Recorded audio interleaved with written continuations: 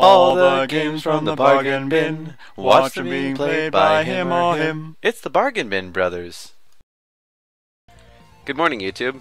I'm Devin, the younger brother, and today I'll be checking out a game called Eaten Alive. Now, for the zombie game fans out there, this is a game about zombies, in case the title didn't give it away. So, it's a little bit early to say whether or not it's going to be a good game about zombies, but either way, it's a cheap game about zombies. So let's give it a try. Now the first thing you'll notice is it's got some pretty intense music. I had to turn it down to about 8%. A lot of these games are not very well mixed in terms of the audio. Fairly straightforward. I did play through the tutorial already, which contained, let's see, an abundance of swearing, some grotesque details of some people's lives, including graphic depictions of zombie attacks and people being torn apart and that kind of, that kind of stuff that everyone deals with on a daily basis. The tutorial was kind of dry. It's sort of obvious you walk around and try not to get eaten by zombies.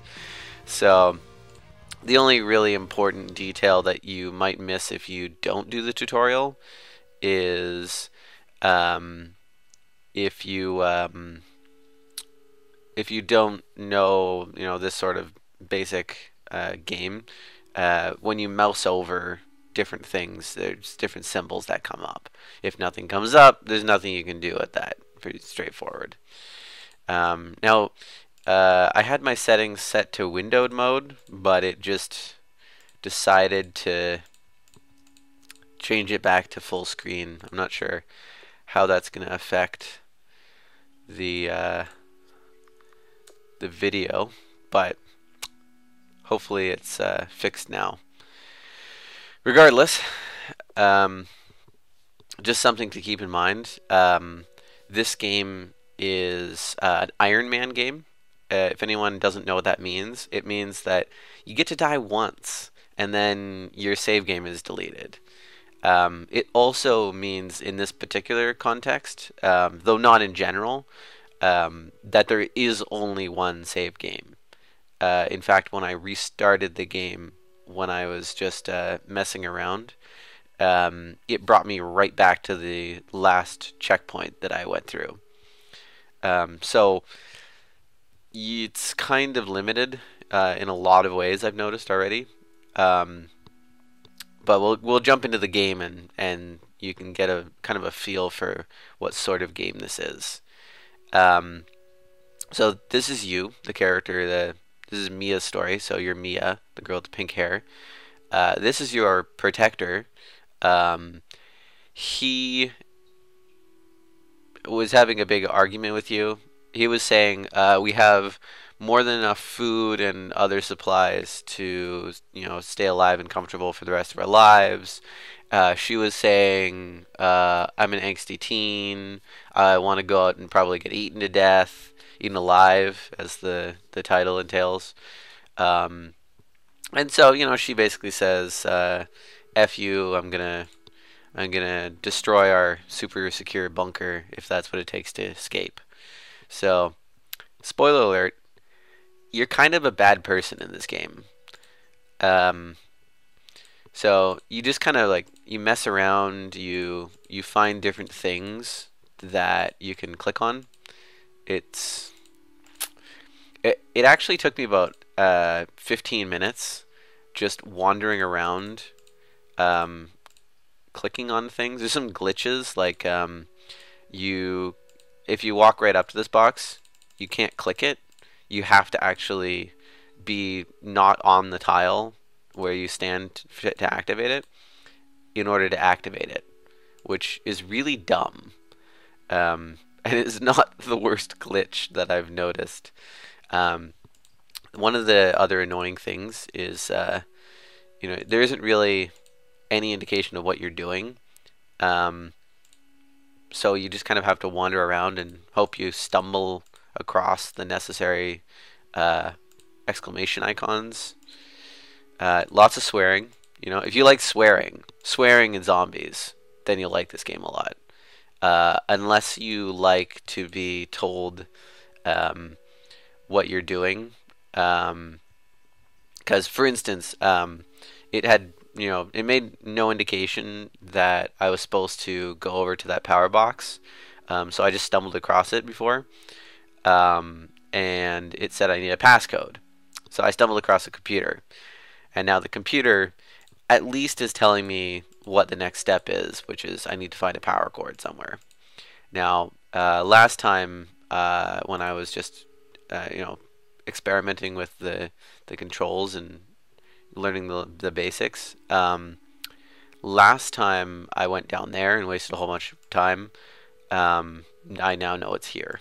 So, at least on second playthrough, everything is exactly, where it was last time. So you don't have to waste too much time. Unfortunately, you'll be doing the exact same thing over and over again, unless you're pretty good at dodging zombies and not getting eaten alive. Because if you die once, that's it. Game over. You have to do all of this over again. Yeah, so long story short, she's disturbed because zombies. I think that's pretty realistic. She's, really messed up and has some severe emotional issues because zombies. Let's see. Oh yeah, sorry, I have the power cord. You can use shift. You can left click around and walk. I probably should have said that. You can also use the arrow keys, which it didn't even tell me in the tutorial, I don't think. But you can walk around like in a normal game. You can also hold shift and left click or press the arrow keys and you'll run, sort of. It's not really running, it's walking quickly. It's speed walking. You can speed walk with shift. Again, I can't activate this because I'm standing on the activating tile. So I have to walk off of that tile and then activate it. Yeah, so I've got the passcode for the power generator now, so I can mosey on down here to the generator, and like a terrible person, I can shut off the power, thus disabling the security system that is preserving my life and the life of the person who's protected me and provided for me my entire life. All right, let's see. He's freaking out. He's upset. I don't care, and he's dead. So, again, you play a bad person. I have no doubt that. Oh, there you go. He's now a zombie. So, yeah. Now that I've gone through that basic stuff, I can leave. If you notice the checkpoint, now at this point in the game, if you die or anything like that, you are reset to the very beginning of the game. But if you shut down the game, if you just shut it down without dying, and you start the game back up, you'll be plopped down right there where that checkpoint was. The downside to using the arrow keys, even though it's really convenient for running around, is that you can't see the cursor changes, which makes the clicking being actually quite buggy. It makes clicking kind of necessary, which is unfortunate because I don't really like the clicking. Let's see where I can go. Okay, I can't go there. It doesn't make a whole lot of sense where you can and can't go. But, oh, okay, I see the arrow indicates that I can go through here. I'm now in a back alley. It's an okay game. I mean, on the one hand, if you noticed, I kind of skipped through the dialogue, but there wasn't really an indication of why I wanted to escape. She was just upset about the idea that she would be in a bunker for a long time.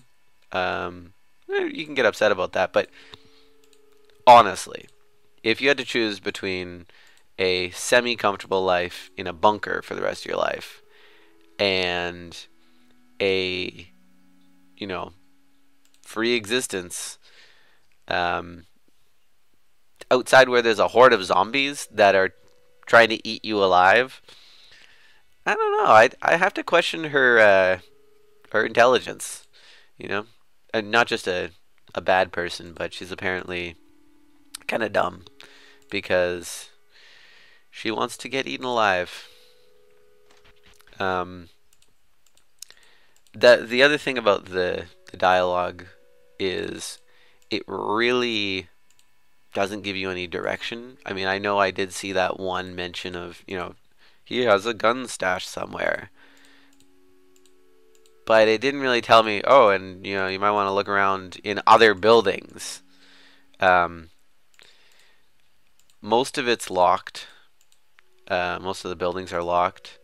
There's absolutely no indication at all of like what my overall goal is, leaving me to just ponder that.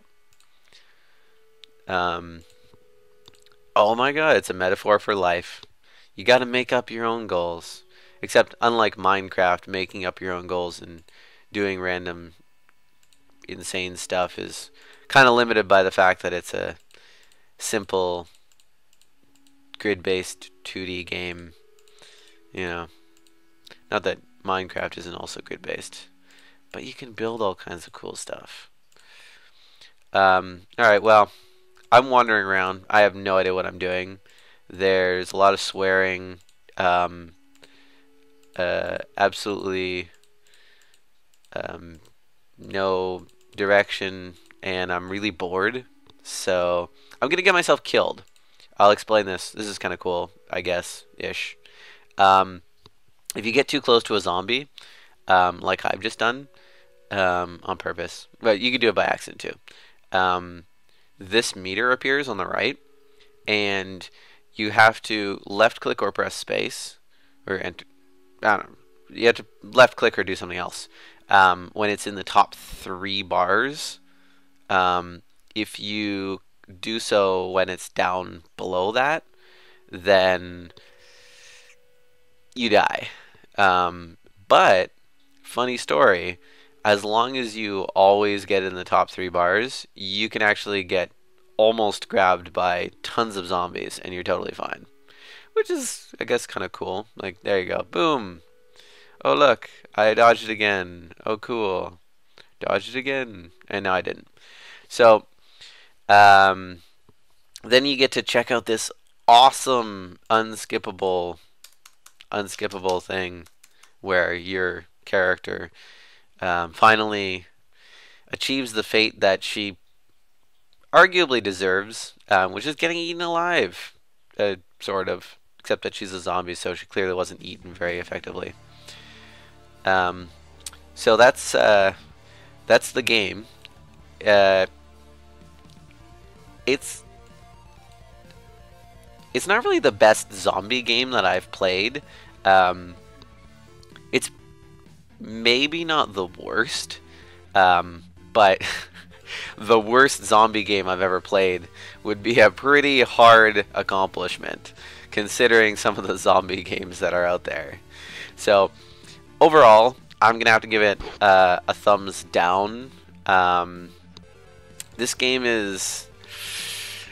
It's not super expensive or anything like that. Right now it's 54 cents on Steam. It's usually just over $1 Canadian. But I wouldn't even spend 50 cents on this. I'm gonna maybe give it a 7.5 out of 1,000 overall. So I wouldn't recommend this game at all. If you liked it, then feel free to spend your 54 cents or whatever it is in your currency. But I wouldn't recommend this or buy this again. So, If you like this video, please let us know in the comments or by liking it.